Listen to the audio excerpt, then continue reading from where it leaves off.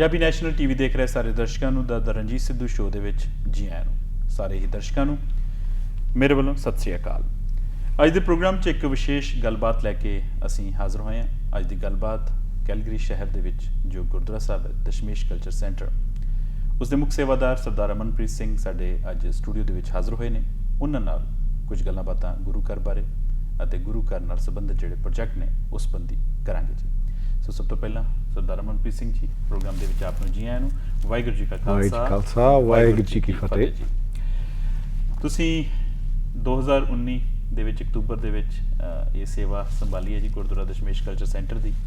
Gurdwara Dashmesh culture centre ਜਿਹੜੇ ਸਾਡੇ ਦਰਸ਼ਕ ਦੇਖ ਰਹੇ ਨੇ ਕੈਲਗਰੀ ਵਿੱਚ, ਉਹਨਾਂ ਨੂੰ ਤਾਂ ਪਤਾ ਹੀ ਹੈ। ਜਿਹੜੇ ਬਾਕੀ ਦਰਸ਼ਕ ਨੇ ਕੈਨੇਡਾ ਦੇ ਵਿੱਚ ਜਾਂ ਬਾਕੀ ਵਿਸ਼ਵ ਦੇ ਵਿੱਚ ਦੇਖ ਰਹੇ ਨੇ, ਉਹਨਾਂ ਨੂੰ ਦੱਸ ਦਈਏ ਕਿ ਕੈਨੇਡਾ ਦੇ ਜਿਹੜੇ ਬਹੁਤ ਵੱਡੇ ਗੁਰੂ ਘਰ ਨੇ ਉਹਨਾਂ ਦੇ ਵਿੱਚ ਗੁਰਦੁਆਰਾ ਦਸ਼ਮੇਸ਼ ਕਲਚਰ ਸੈਂਟਰ ਦਾ ਨਾਮ ਜਿਹੜਾ ਹੈ ਜੀ ਆਉਂਦਾ ਹੈ। ਅਤੇ ਖਾਸ ਤੌਰ 'ਤੇ ਕਰੋਨਾ ਦੇ ਸਮੇਂ ਦੇ ਵਿੱਚ ਇਸ ਤਰ੍ਹਾਂ ਦੇ ਕੰਮ ਗੁਰੂ ਘਰ ਵੱਲੋਂ ਕੀਤੇ ਗਏ ਨੇ ਅਤੇ ਗੁਰਦੁਆਰਾ ਦਸ਼ਮੇਸ਼ ਕਲਚਰ ਸੈਂਟਰ ਦੀ ਪਹਿਚਾਣ ਜਿਹੜੀ ਹੈ ਜੀ ਦੁਨੀਆ ਭਰ ਦੇ ਵਿੱਚ ਜਿਹੜੀ ਹੈ ਜੀ ਹੋਰ ਵੀ ਵਧੀ ਹੈ। ਸੋ ਅੱਜ ਦੇ ਪ੍ਰੋਗਰਾਮ 'ਚ ਅਸੀਂ ਥੋੜ੍ਹਾ ਜਿਹਾ ਤੇ ਚਾਹਾਂਗੇ ਜੀ ਕਿ ਤੁਸੀਂ ਸਾਨੂੰ ਪ੍ਰਧਾਨ ਸਾਹਿਬ ਆਪਣੇ ਬਾਰੇ ਪਹਿਲਾਂ ਥੋੜ੍ਹੀ ਜਿਹੀ ਜਾਣਕਾਰੀ ਦਿਓ ਅਤੇ ਫਿਰ ਆਪਾਂ ਗੁਰੂ ਘਰ ਦੇ ਕੰਮਾਂ ਬਾਰੇ ਅੱਗੇ ਗੱਲਬਾਤ ਸ਼ੁਰੂ ਕਰਦੇ ਹਾਂ ਜੀ। ਜ਼ਰੂਰ ਜੀ। ਸਭ ਤੋਂ ਪਹਿਲਾਂ ਤਾਂ ਆਪ ਜੀ ਦਾ ਧੰਨਵਾਦ ਅਤੇ ਆਪ ਜੀ ਦੇ ਸਾਰੇ ਸਰੋਤਿਆਂ ਨੂੰ ਇੱਕ ਵਾਰ ਫਿਰ ਵਾਹਿਗੁਰੂ ਜੀ ਕਾ ਖਾਲਸਾ, ਵਾਹਿਗੁਰੂ ਜੀ ਕੀ ਫਤਿਹ। ਆਪਣੇ ਬਾਰੇ ਮੈਂ 1994 ਦੇ ਵਿੱਚ ਇੱਥੇ ਕੈਲਗਰੀ ਕੈਨੇਡਾ 'ਚ ਆਇਆ ਸੀਗਾ ਜੀ। ਉਦੋਂ ਮੈਂ ਗ੍ਰੇਡ 12ਵੀਂ 'ਚ ਪੜ੍ਹਦਾ ਸੀ ਉੱਥੇ ਜੀ। ਸੋ ਆ ਕੇ ਇੱਥੇ ਕੰਮ ਵੀ ਕੀਤਾ, ਨਾਲ ਪੜ੍ਹਾਈ ਸ਼ੁਰੂ ਕੀਤੀ ਜੀ। ਈਵਨਿੰਗ ਕਲਾਸਿਸ, ਫਿਰ full time day time classes ਲਾਈਆਂ, ਫਿਰ ਥੋੜ੍ਹੀ ਜਿਹੀ ਟੈਕਨੀਕਲ ਕੋਰਸਿਸ ਸੀਟ ਦੇ ਵਿੱਚ ਗਿਆ। ਫਿਰ ਉਸ ਤੋਂ ਬਾਅਦ ਦੇ ਫੈਮਿਲੀ ਦੇ ਵਿੱਚ ਆਪਣਾ ਕਾਰੋਬਾਰ 'ਚ ਪੈ ਗਈ। ਪਿਛਲੇ ਸਾਲ 2019 'ਚ ਸੰਗਤਾਂ ਨੂੰ ਇਹ ਸੇਵਾ ਲੱਗ ਗਈ ਹੈ ਗੁਰਦੁਆਰਾ ਸਾਹਿਬ ਦੇ ਵਿੱਚ ਜੀ।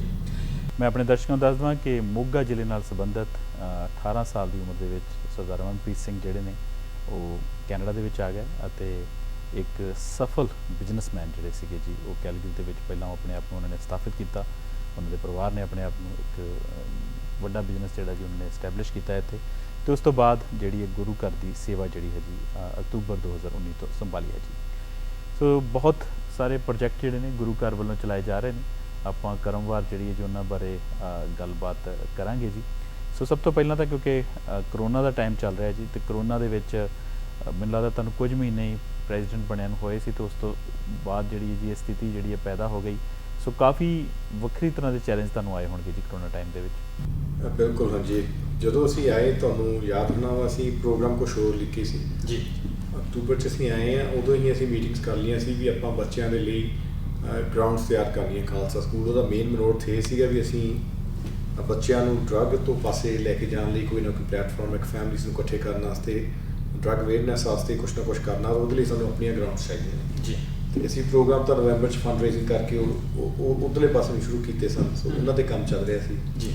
ਫਿਰ ਮਾਰਚ ਦੇ ਵਿੱਚ ਜਦੋਂ ਪੈਂਡੈਮਿਕ ਕੋਵਿਡ-19 ਦਾ ਆਇਆ, ਫਿਰ ਇਹਨਾਂ ਜਿਹੜੇ ਆਪਣੇ ਕਰੋਨਾ ਰਿਲੇਟਡ ਪ੍ਰੋਗਰਾਮ ਸੀ ਇਹਨਾਂ ਨੂੰ ਸਾਨੂੰ ਤਰਜੀਹ ਦੇਣੀ ਪਈ, ਕਿਉਂਕਿ ਉਹ ਸਮੇਂ ਦੀ ਜ਼ਰੂਰਤ ਸੀਗੀ, ਲੋੜ ਸੀਗੀ ਜੀ।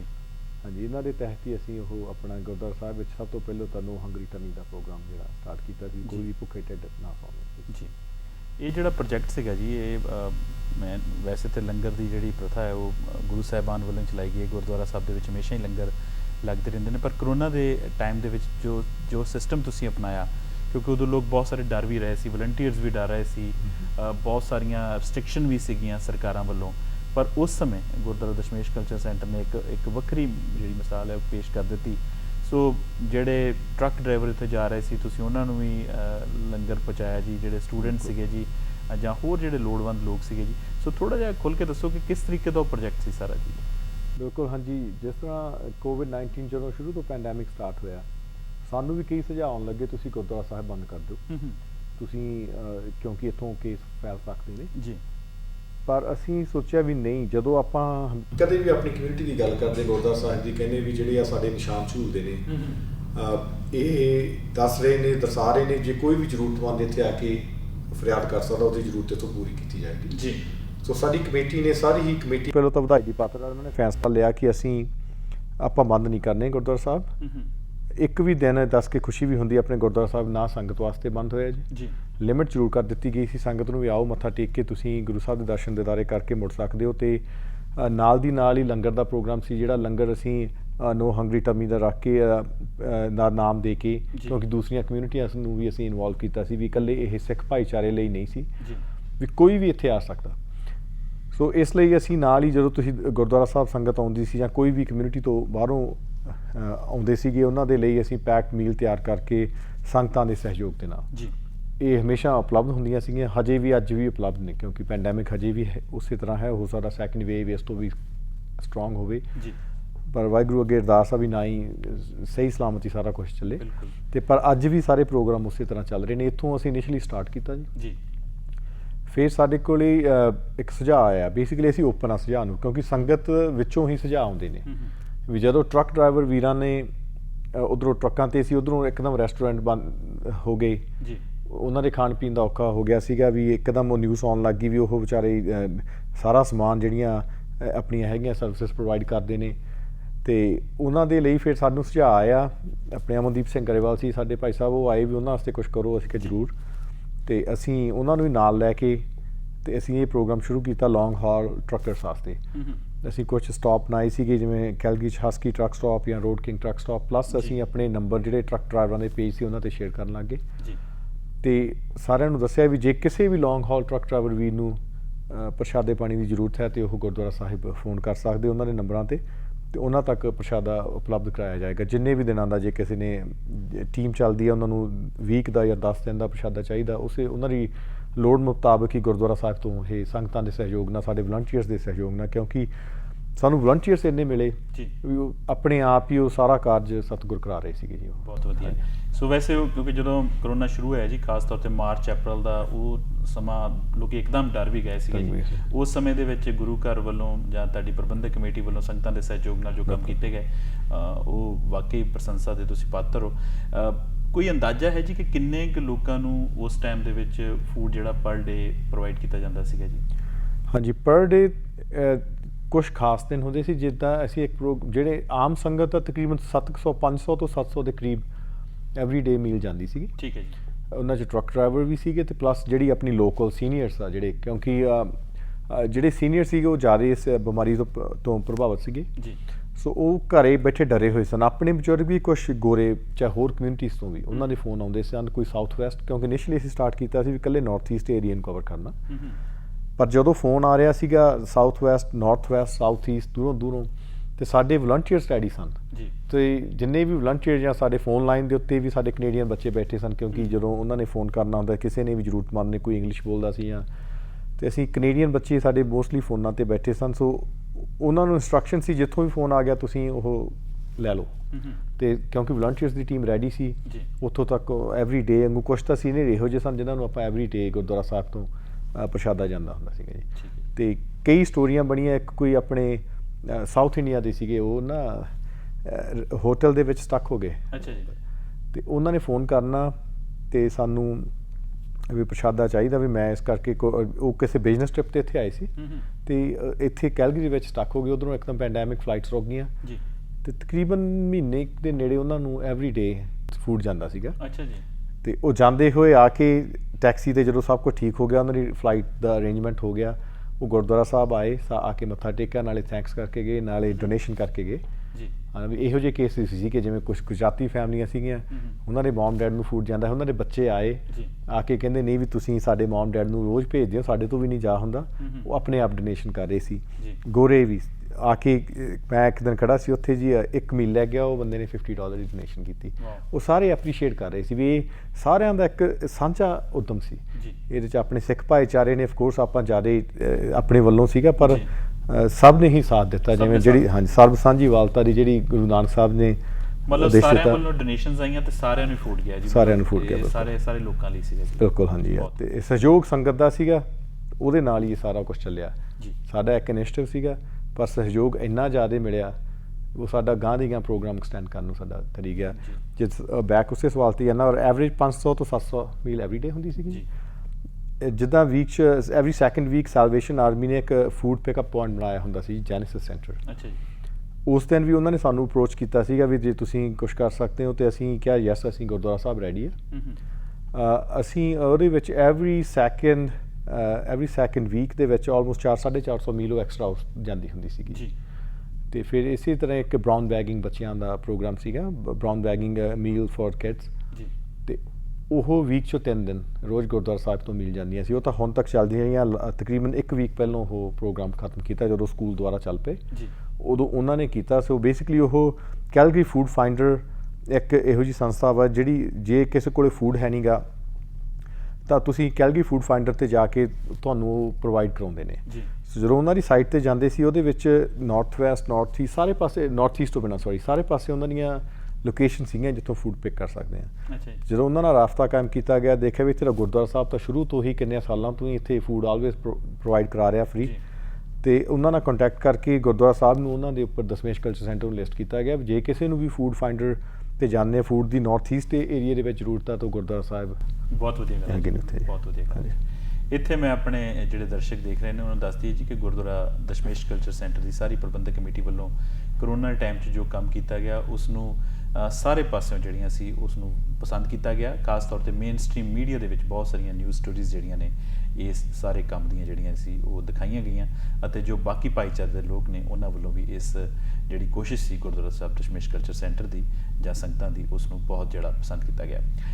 ਜਦੋਂ ਤੋਂ ਤੁਸੀਂ ਇਹ ਨਵੀਂ ਕਮੇਟੀ ਬਣਾਈ ਹੈ ਜੀ, ਕਰੋਨਾ ਤੋਂ ਪਹਿਲਾਂ ਹੀ ਜਿਹੜੇ ਸੀ ਤੁਸੀਂ ਕੁਝ ਵੱਖਰੇ ਕੰਮ ਜਿਹੜੇ ਕਰਨੇ ਸ਼ੁਰੂ ਕੀਤੇ, ਜਿਵੇਂ ਤੁਸੀਂ ਜ਼ਿਕਰ ਕੀਤਾ ਹੀ ਹੈ ਕਿ ਤੁਸੀਂ ਗਰਾਊਂਡਸ ਦਾ ਜਿਹੜਾ ਪ੍ਰੋਜੈਕਟ ਜਿਹੜਾ ਸੀ ਲੈ ਕੇ ਆਏ ਕਿ ਬੱਚਿਆਂ ਨੂੰ ਖੇਡਣ ਦੇ ਲਈ, ਕਿਉਂਕਿ ਸਿਟੀ ਵੱਲੋਂ ਵੈਸੇ ਗਰਾਊਂਡਸ ਪ੍ਰੋਵਾਈਡ ਕੀਤੀਆਂ ਜਾਂਦੀਆਂ ਨੇ ਪਰ ਕਿਉਂਕਿ ਇੰਨੀ ਵੱਡੀ ਪੋਪੂਲੇਸ਼ਨ ਦੇ ਵਿੱਚ ਕਈ ਵਾਰੀ ਬੱਚਿਆਂ ਨੂੰ ਵੇਟਿੰਗ ਕਰਨੀ ਪੈਂਦੀ ਹੈ ਖੇਡਣ ਦੇ ਲਈ, ਤਾਂ ਤੁਸੀਂ ਉਹ ਗਰਾਊਂਡਸ ਦਾ ਪ੍ਰੋਜੈਕਟ ਲੈ ਕੇ ਆਏ। ਪਰ ਕਰੋਨਾ ਕਰਕੇ ਸਾਰਾ ਹੀ ਜਿਹੜਾ ਫੋਕਸ ਹੈ ਮੈਨੂੰ ਲੱਗਦਾ ਕਾਫੀ ਤਬਦੀਲ ਕਰਨਾ ਪੈ ਗਿਆ ਇਸ ਪਾਸੇ ਵੱਲ ਨੂੰ। ਬਿਲਕੁਲ ਹਾਂਜੀ, ਪਰ ਉਹ ਉਸੇ ਤਰ੍ਹਾਂ ਹੁਣ ਚੱਲ ਰਹੇ ਨੇ। ਸਾਡੀ ਹਜੇ ਵੀ ਕੋਸ਼ਿਸ਼ ਹੈ ਵੀ ਜਿਹੜੀਆਂ ਗਰਾਊਂਡਸ ਆ ਅਸੀਂ ਇਸੇ ਸਾਲ ਦੇ ਵਿੱਚ ਸ਼ੁਰੂ ਕਰੀਏ। ਥੋੜ੍ਹੀ ਜਿਹੀ ਪਰਮਿਟਸ ਦੀ ਵੇਟ, ਕਿਉਂਕਿ 2-3 ਮਹੀਨੇ ਦਾ ਬਿਲਕੁਲ ਕੰਮ ਰੁਕਿਆ ਸੀਗਾ ਜੀ। ਤੇ ਜਿਹੜੇ ਸਾਡੇ ਡਿਜ਼ਾਈਨਰ ਵੀ ਜਿਹੜੇ ਡਿਜ਼ਾਈਨ ਉੱਤੇ ਵਰਕ ਕਰ ਰਹੇ ਸੀਗੇ ਉਹਨਾਂ ਨੇ ਵੀ ਕੰਮ ਰੋਕ ਦਿੱਤਾ ਸੀ। ਸੋ ਹੁਣ ਦੁਬਾਰਾ ਫਿਰ ਅਸੀਂ ਉਹ ਸਟਾਰਟ ਕੀਤਾ ਹੋਇਆ ਹੈਗਾ ਤੇ ਕੰਟੀਨਿਊਸਲੀ ਚੱਲ ਰਹੇ ਸੀ, ਉਹਦੀ ਵੇਟ ਕਰ ਰਹੇ ਹਾਂ ਜੀ ਜਦੋਂ ਵੀ ਸਾਨੂੰ ਪਰਮਿਟ ਮਿਲੂਗਾ। ਸਾਡੀ ਕੋਸ਼ਿਸ਼ ਆ ਵੀ ਗਰਾਊਂਡ ਫਰੀਜ਼ ਹੋਣ ਤੋਂ ਪਹਿਲਾਂ ਮਿਲ ਜੇ ਤਾਂ ਅਸੀਂ ਐਟਲੀਸਟ ਗ੍ਰੇਡਿੰਗ ਸ਼ੁਰੂ ਕਰ ਦਈਏ ਤੇ ਆਉਂਦੇ ਸਾਲ 2021 ਦੇ ਵਿੱਚ ਸਪ੍ਰਿੰਗ ਦੇ ਵਿੱਚ ਜਾਂ ਸਮਰ ਦੇ ਵਿੱਚ ਗਰਾਊਂਡਸ ਰੈਡੀ ਹੋਣ। ਉਹਨਾਂ ਦਾ ਮੇਨ ਕਾਰਨ ਇਹ ਸੀਗਾ ਜੀ, ਬੱਚਿਆਂ ਦੇ ਲਈ ਪਲੱਸ ਕੈਲਗਰੀ ਪੁਲਿਸ ਦੇ ਨਾਲ ਸਾਡੀ ਗੱਲਬਾਤ ਹੋ ਰਹੀ ਸੀਗੀ, ਜਿਹੜੇ ਇੱਥੇ ਆਫਿਸਰ ਕਮਿਊਨਿਟੀ ਸਰਵਿਸਿਜ਼ ਦੇਖ ਰਹੇ ਨੇ ਕੈਲਗਰੀ ਪੁਲਿਸ ਵੱਲੋਂ, ਤੇ ਉਹਨਾਂ ਦੇ ਨਾਲ ਅਸੀਂ ਇਹੋ ਜਿਹਾ ਕੁਝ ਅਰੇਂਜ ਕੀਤਾ ਸੀ। ਬੱਚਿਆਂ ਦੇ ਉੱਥੇ ਅਸੀਂ ਫਰੈਂਡਲੀ ਮੈਚ ਕਰਾਵਾਂਗੇ ਬਾਸਕਟਬਾਲ ਦੇ, ਤੇ ਸੇਮ ਟਾਈਮ ਪੇਰੈਂਟਸ ਨੂੰ ਆ ਕੇ ਉਹ ਅਵੇਅਰ ਕਰਨਗੇ, ਪੇਰੈਂਟਸ ਨੂੰ ਗਾਈਡ ਕਰਨਗੇ ਵੀ ਜੇ ਬੱਚੇ ਤੁਹਾਡੇ ਕੋਈ ਮਹਿੰਗੇ ਸੈੱਲ ਫੋਨ ਲੈ ਕੇ ਘਰ ਆ ਰਹੇ ਨੇ ਜਾਂ ਉਹਨਾਂ ਨੂੰ ਬਾਹਰੋਂ ਕਾਰਾਂ ਪਿਕ ਕਰ ਰਹੀਆਂ ਜਾਂ ਉਹਨਾਂ ਕੋਲੇ ਤੁਸੀਂ ਪਾਕਟ ਚੈੱਕ ਕਰੋ ਕੈਸ਼ ਵੱਧ ਆ ਰਿਹਾ, ਕਿਉਂਕਿ ਛੋਟੇ ਬੱਚਿਆਂ ਨੂੰ ਡਰੱਗਸ ਦੇ ਵਿੱਚ ਇਨਵੋਲਵ ਕਰ ਰਹੇ। ਸਾਡੀ ਇਹ ਇੱਕ ਸੀਗਾ ਸਾਡਾ ਮੇਨ ਨੋਟ ਵੀ ਅਸੀਂ ਕੋਈ ਇਹੋ ਜਿਹੀ ਸਾਡੇ ਕੋਲ ਆਪਦੀ ਗਰਾਊਂਡ ਹੋਵੇ ਜਿੱਥੇ ਸਾਡੇ ਤੇ ਕੋਈ ਰਿਸਟ੍ਰਿਕਸ਼ਨ ਨਾ ਹੋਵੇ, ਪਹਿਲਾਂ ਪ੍ਰੀ ਬੁੱਕ ਨਾ ਕਰਨੀ ਪਵੇ, ਕਿਉਂਕਿ ਸਮਰ ਦੇ ਵਿੱਚ ਗਰਾਊਂਡਸ ਜਿੰਨੀਆਂ ਨੇ ਆਪਣੀਆਂ ਕਲੱਬਸ ਨੂੰ ਵੀ ਨਹੀਂ ਮਿਲਦੀਆਂ ਕਿਉਂਕਿ ਆਲਰੇਡੀ ਬੁੱਕ ਹੁੰਦੀਆਂ ਨੇ। ਸੋ ਇਹਦੇ ਲਈ ਅਸੀਂ ਇਹ ਕੋਸ਼ਿਸ਼ ਸੀਗੀ ਇੱਕ ਆਪਣੀ ਕਮਿਊਨਿਟੀ ਦੀ ਪਹਿਲੀ ਗਰਾਊਂਡ ਹੋ। ਕੈਲਗਰੀ ਦੇ ਵਿੱਚ ਆਪਣੇ ਕੋਲੇ ਆਪਣੀ ਗਰਾਊਂਡ ਨਹੀਂ ਹੈਗੀ। ਖਾਲਸਾ ਸਕੂਲ ਦੇ ਵਿੱਚ ਜਿਹੜੀ ਗਰਾਊਂਡ ਸੀਗੀ ਉਹ ਥੋੜ੍ਹੀ ਜਿਹੀ ਰੈਡੀ ਹੋਣ ਵਾਲੀ ਸੀਗੀ, ਪੂਰੀ ਪ੍ਰੋਪਰ ਨਹੀਂ ਸੀਗੀ, ਉਹਨਾਂ 'ਤੇ ਵਰਕ ਹੋਣ ਦੀ ਲੋੜ ਸੀ। ਇਸੇ ਤਰ੍ਹਾਂ ਅਸੀਂ ਉਹ ਥੋੜ੍ਹੀ ਜਿਹੀ ਨਾਲ ਦੀ ਜ਼ਮੀਨ ਰੌਕੀ ਵਿਊ ਤੋਂ ਅਸੀਂ ਲੀਜ਼ 'ਤੇ ਲੈ ਕੇ 20 ਸਾਲ ਦੀ, ਅਤੇ ਉਹਨਾਂ ਦੋਨਾਂ ਨੂੰ ਕੰਬਾਈਨ ਕਰਕੇ ਉੱਤੇ ਵੱਡੀ ਗਰਾਊਂਡਸ ਬਣਾਉਣ ਦਾ ਅਸੀਂ ਸੋਚਿਆ ਅਤੇ ਉਸੇ ਤਰ੍ਹਾਂ ਜਾਰੀ ਹੈ ਜੀ। ਇੱਕ ਪ੍ਰੋਜੈਕਟ ਹੋਰ ਗੁਰੂ ਘਰ ਵੱਲੋਂ ਬਹੁਤ ਜਿਹੜਾ ਪਸੰਦ ਕੀਤਾ ਗਿਆ ਉਹ ਸੀਗਾ ਜੀ ਕਮਿਊਨਿਟੀ ਗਾਰਡਨਿੰਗ ਦਾ। ਉਸ ਨੂੰ ਵੀ ਜਿਹੜਾ ਸੀ ਕਾਫੀ ਉਹ ਲੋਕਾਂ ਨੇ ਪਸੰਦ ਕੀਤਾ ਜੀ। ਉਹ ਕੀ ਪ੍ਰੋਜੈਕਟ ਸੀਗਾ ਜੀ? ਹਾਂਜੀ, ਉਹ ਵੀ ਇਸੇ ਤਰ੍ਹਾਂ ਸਾਡੇ ਬੈਠੇ ਸੀ, ਅਸੀਂ ਸੁਝਾਅ ਆਇਆ ਸਾਡੇ ਚੇਅਰਮੈਨ ਸਾਹਿਬ ਹਰਜੀਤ ਸਿੰਘ ਸਰੋਆ ਜੀ, ਉਹ ਕਹਿੰਦੇ ਆਪਾਂ ਕਮਿਊਨਿਟੀ ਗਾਰਡਨਿੰਗ ਕਰੀਏ ਵੀ ਆਪਣੇ ਬਜ਼ੁਰਗ ਤੇ ਜਿਹੜੇ ਦੂਸਰੇ ਹੋਰ ਕਮਿਊਨਿਟੀ ਦੇ ਬਜ਼ੁਰਗ ਨੇ, ਚਾਹੇ ਉਹ ਪਾਕਿਸਤਾਨੀ ਨੇ, ਸ਼੍ਰੀਲੰਕਨ ਨੇ ਜਾਂ ਕੋਈ ਵੀ ਫਿਲੀਪੀਨੋ ਨੇ ਜਿਹੜੇ ਆ ਇਸ ਏਰੀਏ ਦੇ ਵਿੱਚ ਰਹਿ ਰਹੇ ਨੇ ਜਾਂ ਇੱਥੋਂ ਦੇ ਆਪਣੇ ਕੋਕੇਸ਼ਨ ਨੇ, ਵੀ ਆਪਾਂ ਇਕੱਠੇ ਕਰਨ ਦੀ ਟਰਾਈ ਕਰੀਏ ਵੀ ਆਪਾਂ ਅਲੱਗ-ਅਲੱਗ ਜਿਹੜੀਆਂ ਬਾਊਂਡਰੀਜ਼ ਆ ਬੇਸਿਕਲੀ ਗੁਰੂ ਨਾਨਕ ਦੇਵ ਜੀ ਨੇ ਤਾਂ ਬਾਊਂਡਰੀਜ਼ ਤੋੜੀਆਂ ਸੀ ਜੀ।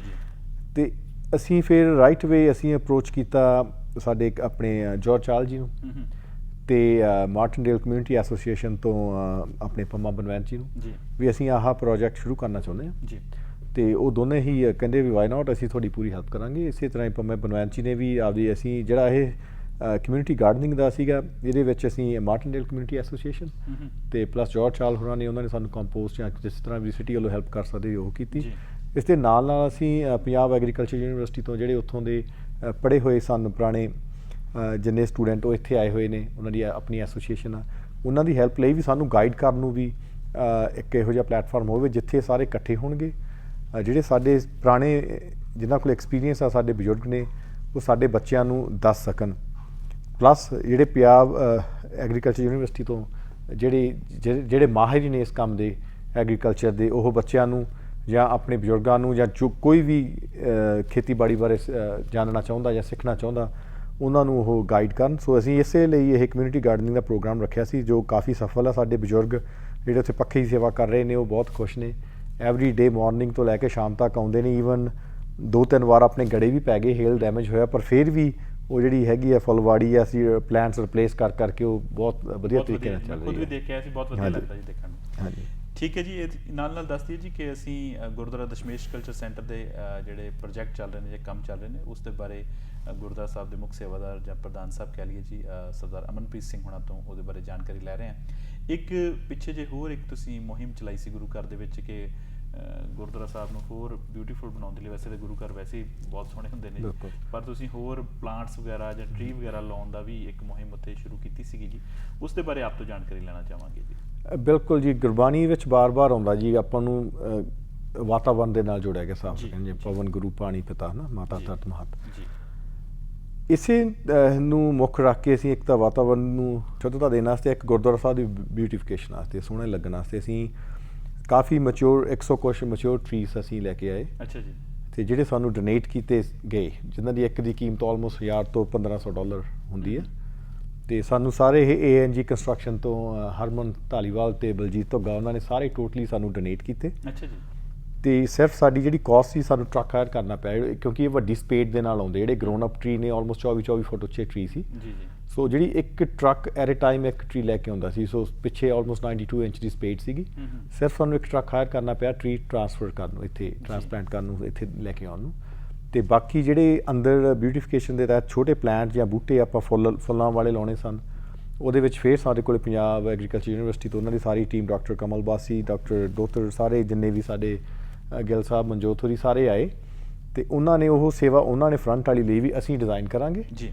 ਤੇ ਉਹਨਾਂ ਨੇ ਉਹ ਨਾਲ ਰਲ ਕੇ ਗੁਰਦੁਆਰਾ ਸਾਹਿਬ ਦੇ ਵਲੰਟੀਅਰ ਤੇ ਸਾਰੀ ਸੰਗਤ ਦੇ ਸਹਿਯੋਗ ਦੇ ਨਾਲ, ਸੰਗਤ ਨੇ ਵੀ ਕਾਫੀ ਸਾਥ ਦਿੱਤਾ ਤੇ ਉਹ ਆਪਣਾ ਕੰਮ ਸ਼ੁਰੂ ਕੀਤਾ। ਮੇਨ ਮਕਸਦ ਇਹ ਸੀ ਵੀ ਅਸੀਂ ਸਾਡਾ ਗੁਰਦੁਆਰਾ ਸਾਹਿਬ ਹੋਰ ਵੀ ਸੋਹਣਾ ਲੱਗੇ। ਜਿਸ ਤਰ੍ਹਾਂ ਸਾਡਾ ਅੰਦਰ ਸਤਿਗੁਰ ਦੇ ਦਰਬਾਰ ਸੋਹਣੇ ਸਜਦੇ ਹਨ ਤੇ ਉਸੇ ਤਰ੍ਹਾਂ ਬਾਹਰਲਾ ਪਾਸਾ ਵੀ ਇੱਕ ਤਾਂ ਵਾਤਾਵਰਨ ਸਾਫ਼ ਹੋਵੇ ਤੇ ਇੱਕ ਸੋਹਣਾ ਲੱਗੇ ਜੀ। ਸਾਨੂੰ ਮੇਨ ਇਹੀ ਸੀ, ਘਰਾਂ ਦੇ ਵਿੱਚ ਆਪਾਂ ਸਾਰੇ ਜ਼ੋਰ ਲਾਉਂਦੇ ਸਾਡੀ ਲੈਂਡਸਕੇਪਿੰਗ ਸੋਹਣੀ ਹੋਵੇ।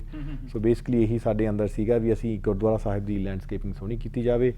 ਤੇ ਸਾਨੂੰ ਰੌਕ ਚਾਹੀਦੇ ਸੀਗੇ ਡੈਕੋਰੇਸ਼ਨ ਵਾਸਤੇ, ਉਹ ਵੀ ਸਾਡੇ ਕੋਲ ਇੱਕ ਟਰੱਕਿੰਗ ਕੰਪਨੀ ਸਾਊਥ ਵੈਸਟ ਤੋਂ ਉਹਨਾਂ ਨੇ ਸਾਰੇ ਆਪਣੇ ਉਹ ਡੋਨੇਟ ਕੀਤੇ ਨੇ ਜੀ। ਆਲਮੋਸਟ ਵੱਡੇ ਲੋਡ ਲਿਆ ਕੇ ਸਾਨੂੰ। ਸੋ ਸੰਗਤ ਨੇ ਬੇਸਿਕਲੀ ਇਹ ਵੀ ਸੰਗਤ ਸਾਥ ਦੇਗੀ, ਚਾਹੇ ਅਸੀਂ ਉਹ ਸੀਗਾ ਸਾਡਾ ਜੀ ਕਮਿਊਨਿਟੀ ਗਾਰਡਨਿੰਗ ਦਾ, ਚਾਹੇ ਬਿਊਟੀਫਿਕੇਸ਼ਨ ਦਾ, ਚਾਹੇ ਕੋਵਿਡ ਦੇ ਨਾਲ ਲੰਗਰ ਦਾ ਸੀਗਾ ਪ੍ਰੋਗਰਾਮ, ਹਮੇਸ਼ਾ ਸੰਗਤ ਦੇ ਆਸਰੇ ਚੱਲਦਾ। ਚਾਹੇ ਜਿਹੜੇ ਸਪੈਸ਼ਲ ਪ੍ਰੋਗਰਾਮ ਵੀ ਸੀਗੇ ਉਹਨਾਂ 'ਚ ਵਲੰਟੀਅਰਸ ਕਾਫੀ ਚਾਹੀਦੇ ਸੀ, ਚਾਹੇ ਸਾਡੇ ਕੋਲ DCC ਫੂਡ ਬੈਂਕ ਦਾ ਸੀਗਾ ਜੀ। ਹਾਂਜੀ। ਇੱਕ ਮੈਂ ਪੁੱਛਣਾ ਚਾਹਾਂਗੀ ਜੀ ਕਿ ਜਦੋਂ ਮਾਰਚ ਅਪ੍ਰੈਲ ਦੇ ਵਿੱਚ ਜਦੋਂ ਬਹੁਤ ਸੰਗਤ ਵੀ ਘੱਟ ਜਾ ਰਹੀ ਸੀ, ਗੁਰਦੁਆਰਾ ਸਾਹਿਬ ਦੇ ਵਿੱਚ ਰਿਸਟ੍ਰਿਕਸ਼ਨ ਵੀ ਬਹੁਤ ਸੀਗੀਆਂ ਜੀ, ਕਿਉਂਕਿ ਜਿਹੜੇ ਗੁਰੂ ਘਰ ਦੇ ਵਿੱਚ ਸੇਵਾ ਕਰਦੇ ਨੇ, ਭਾਵੇਂ ਉੱਥੇ ਪਾਠੀ ਸਾਹਿਬ ਨੇ ਜਾਂ ਰਾਗੀ ਜਿਹੜੇ ਕੀਰਤਨ ਕਰਦੇ ਸੀ, ਉਹਨਾਂ ਨੂੰ ਕਿਉਂਕਿ ਜਿਹੜੀ ਵੀ ਉਹ ਮਾਇਆ ਜਾਂਦੀ ਹੈ ਜੀ ਸੰਗਤਾਂ ਵੱਲੋਂ, ਉਹ ਬਹੁਤ ਘੱਟ ਗਈ ਸੀ। ਫਿਰ ਤੁਸੀਂ ਉਦੋਂ ਵੀ ਕੋਈ ਅਨਾਉਂਸਮੈਂਟ ਕੀਤੀ ਸੀ ਕਿ ਗੁਰੂ ਘਰ ਵੱਲੋਂ ਉਹਨਾਂ ਨੂੰ ਕੋਈ ਜਿਹੜੀ ਹੈ ਵਿੱਤੀ ਸਹਾਇਤਾ ਦਿੱਤੀ ਜਾਵੇਗੀ?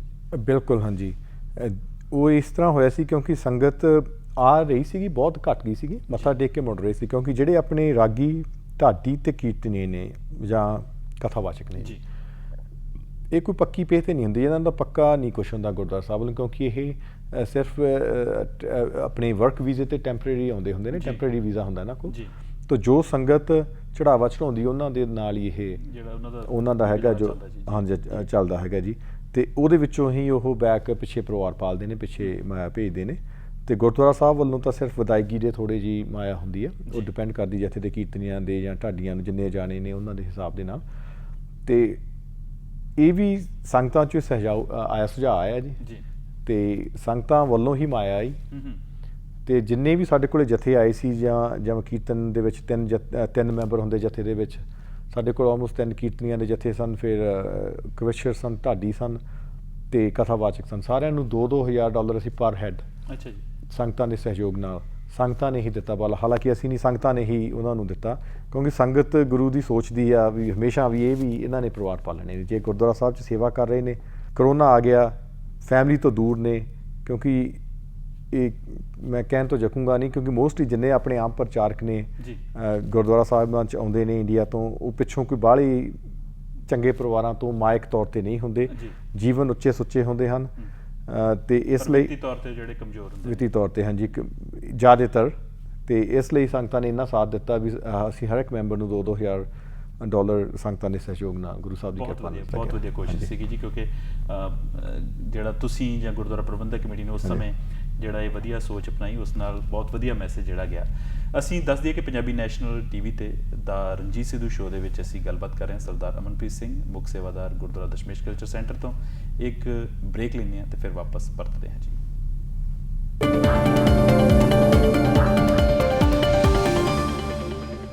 ਪੰਜਾਬੀ ਨੈਸ਼ਨਲ TV ਤੇ ਦੇਖ ਰਹੇ ਹੋ ਦਾ ਰਣਜੀਤ ਸਿੱਧੂ ਸ਼ੋਅ। ਅੱਜ ਦੇ ਪ੍ਰੋਗਰਾਮ ਵਿੱਚ ਅਸੀਂ ਗੱਲਬਾਤ ਕਰ ਰਹੇ ਹਾਂ ਸਰਦਾਰ ਅਮਨਪ੍ਰੀਤ ਸਿੰਘ ਜੀ ਨਾਲ। ਅਮਨਪ੍ਰੀਤ ਸਿੰਘ ਜੀ ਪਿਛਲੇ ਕੁਝ ਮਹੀਨਿਆਂ ਤੋਂ ਗੁਰਦੁਆਰਾ ਦਸ਼ਮੇਸ਼ ਕਲਚਰ ਸੈਂਟਰ ਦੇ ਵਿੱਚ ਮੁੱਖ ਸੇਵਾਦਾਰ ਦੀ ਜਿਹੜੀ ਜ਼ਿੰਮੇਵਾਰੀ ਹੈ ਉਹ ਨਿਭਾ ਰਹੇ ਨੇ। ਪ੍ਰੈਜ਼ੀਡੈਂਟ ਨੇ Gurdwara Dashmesh culture centre Calgary ਦੇ ਵਿੱਚ। ਇਹਨਾਂ ਨੇ ਸਾਨੂੰ ਜਿਹੜੇ ਗੁਰੂ ਘਰ ਦੇ ਪ੍ਰੋਜੈਕਟ ਇਸ ਸਮੇਂ ਚੱਲ ਰਹੇ ਨੇ ਜਾਂ ਫਿਊਚਰ ਦੇ ਵਿੱਚ ਆਉਣ ਵਾਲੇ ਨੇ, ਉਹਨਾਂ ਬਾਰੇ ਅਸੀਂ ਅੱਜ ਉਹਨਾਂ ਨਾਲ ਗੱਲਬਾਤ ਕਰ ਰਹੇ ਹਾਂ, ਉਹਦੇ ਬਾਰੇ ਜਾਣਕਾਰੀ ਦੇ ਰਹੇ ਨੇ। ਸੋ ਮੈਂ ਆਪ ਤੋਂ ਥੋੜ੍ਹਾ ਜਿਹਾ ਜੀ ਫੂਡ ਬੈਂਕ ਦੇ ਬਾਰੇ ਵੀ ਜਾਣਨਾ ਚਾਹਾਂਗਾ। ਵੈਸੇ ਤਾਂ ਗੁਰੂ ਘਰ ਦੇ ਜਿਹੜੇ ਲੰਗਰ ਨੇ ਉਹ ਸਾਰੇ ਹੀ ਵਿਸ਼ਵ ਦੇ ਵਿੱਚ ਚੱਲਦੇ ਰਹਿੰਦੇ ਨੇ। ਤੁਸੀਂ ਕਰੋਨਾ ਦੇ ਟਾਈਮ ਦੇ ਵਿੱਚ ਜਿਹੜਾ ਜੀ ਇਹ ਜਿਹੜਾ ਲੰਗਰ ਦੀ ਇੱਕ ਵੱਖਰੀ ਪ੍ਰਥਾ ਚਲਾਈ ਕਿ ਜਿਹੜੇ ਟਰੱਕ ਡਰਾਈਵਰ ਸੀਗੇ ਲੌਂਗ ਹਾਲ ਵਾਲੇ, ਜਦੋਂ ਰੈਸਟੋਰੈਂਟ ਬੰਦ ਹੋ ਗਏ, ਉਹਨਾਂ ਨੂੰ ਫੂਡ ਨਹੀਂ ਸੀ ਮਿਲ ਰਿਹਾ, ਜਾਂ ਜਿਹੜੇ ਸਟੂਡੈਂਟ ਬਾਹਰੋਂ ਆਏ ਹੋਏ ਸੀ ਕਿਉਂਕਿ ਉਹਨਾਂ ਨੂੰ ਵੀ ਇੱਕਦਮ ਕਿਉਂਕਿ ਰੈਸਟੋਰੈਂਟ ਬੰਦ ਸੀਗੇ, ਉਹਨਾਂ ਲਈ ਫੂਡ ਔਖਾ ਸੀਗਾ ਜੀ, ਜਾਂ ਹੋਰ ਜਿਹੜੇ ਲੋੜਵੰਦ ਲੋਕ ਸੀਗੇ ਉਹਨਾਂ ਲਈ ਫੂਡ ਮੁਹੱਈਆ ਕਰਾਇਆ। ਇਸ ਤੋਂ ਇਲਾਵਾ ਫੂਡ ਬੈਂਕ ਦੇ ਵਿੱਚ ਜਿਹੜੀ ਇਹ ਵੱਡੀ ਸੇਵਾ ਗੁਰੂ ਘਰ ਵੱਲੋਂ ਨਿਭਾਈ ਜਾਂਦੀ ਹੈ ਜੀ, ਉਸ ਦੇ ਬਾਰੇ ਆਪ ਤੋਂ ਜ਼ਰੂਰ ਜਾਣਨਾ ਚਾਹਾਂਗਾ ਜੀ। ਹਾਂਜੀ, ਕੈਲਗਰੀ ਦੇ ਵਿੱਚ ਜਿਵੇਂ ਕੈਲਗਰੀ ਫੂਡ ਬੈਂਕ ਹੈਗਾ ਜਾਂ ਹੋਰ ਫੂਡ ਬੈਂਕਸ ਹੈਗੇ ਨੇ, ਪਰ ਨਾਰਥ ਈਸਟ ਦੇ ਏਰੀਆ ਦੇ ਵਿੱਚ ਕੁਛ ਨਹੀਂ ਸੀਗਾ। ਜਿਹੜੇ ਆਪਣੇ ਨਵੇਂ ਇਮੀਗ੍ਰੈਂਟਸ ਨੇ ਉਹ ਜ਼ਿਆਦਾ ਨਾਰਥ ਈਸਟ ਦੇ ਵਿੱਚ ਆ ਰਹੇ ਨੇ।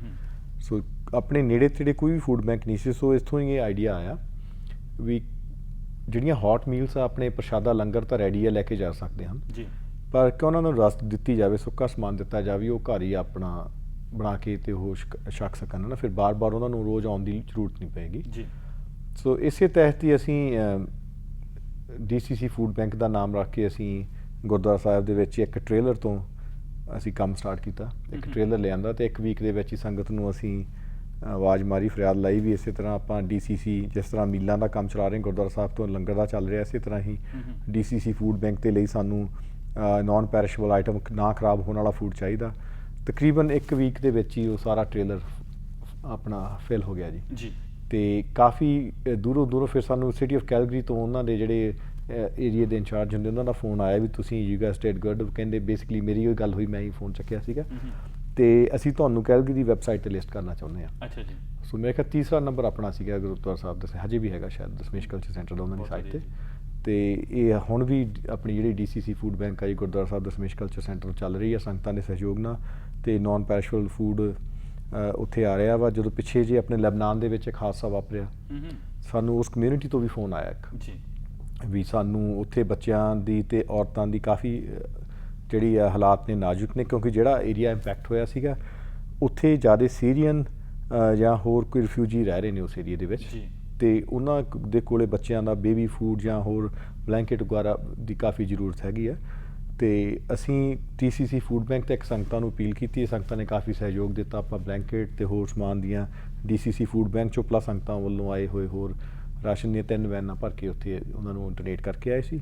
ਤੇ ਹੁਣ 13 ਤਰੀਕ ਨੂੰ ਫਿਰ ਇੱਕ ਲਾਸਟ ਉਹਨਾਂ ਦੀ ਸ਼ਿਪਮੈਂਟ ਜਾ ਰਹੀ ਹੈ। ਫਿਰ ਗੁਰਦੁਆਰਾ ਸਾਹਿਬ ਤੋਂ ਸੰਗਤਾਂ ਦੇ ਸਹਿਯੋਗ ਨਾਲ ਅਸੀਂ ਕੋਸ਼ਿਸ਼ ਕਰਾਂਗੇ ਵੀ ਜਦੋਂ ਆਵਾਜ਼ ਪਈ ਗੁਰੂ ਨਾਨਕ ਦੇ ਦਰ ਤੇ, ਅਸੀਂ ਦੇਖਿਆ ਵੀ ਇਹ ਨਹੀਂ ਵੀ ਕਮੇਟੀ ਨੂੰ ਜਾਂ ਮੈਨੂੰ ਜਾਂ ਕਿਸੇ ਨੂੰ ਫੋਨ ਆਇਆ, ਇਹ ਗੁਰਦੁਆਰਾ ਸਾਹਿਬ ਨੂੰ ਫੋਨ ਆਇਆ, ਸਿੱਖ ਸੰਗਤ ਨੂੰ ਫੋਨ ਆਇਆ ਵੀ ਸਾਨੂੰ ਜ਼ਰੂਰਤ ਆ।